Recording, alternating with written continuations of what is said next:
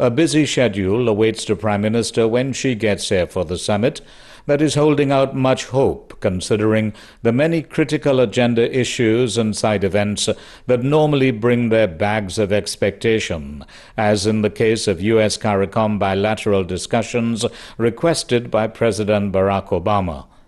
This is what the Trinidad and Tobago Advanced Delegation was discussing early Thursday with OAS Permanent Representative Dr. Neil Parson, looking ahead at those talks and possible benefits for Trinidad and Tobago.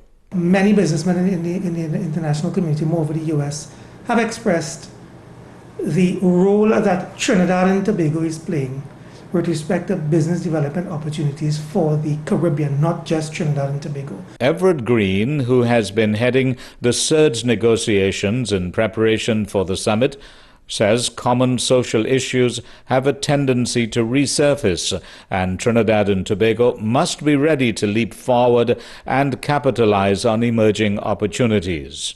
So there are proposals for higher education, better quality education, access to education, access to technology. Of course, again, the more basic concerns are addressing some of those security concerns that affect the ordinary citizen.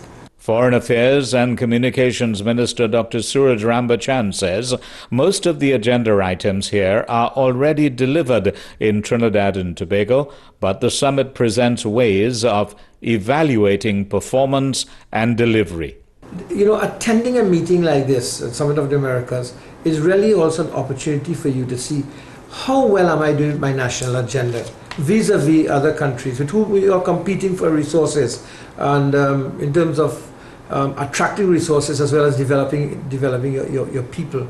On the question of inequity and poverty alleviation, Ambassador David Edgell says, notwithstanding the economic progress of Latin American and Caribbean nations, this issue will occupy center stage, but on the creation of alternative organizations within the hemisphere, Ambassador Edgell believes much depends on the health of President Hugo Chavez. A lot will depend on the role being played by the Venezuelan president. We already have seen a fairly strong statement made by another ALBA partner in the government of Ecuador in staying away from this particular forum, an expression of an issue that may very well take center stage as well.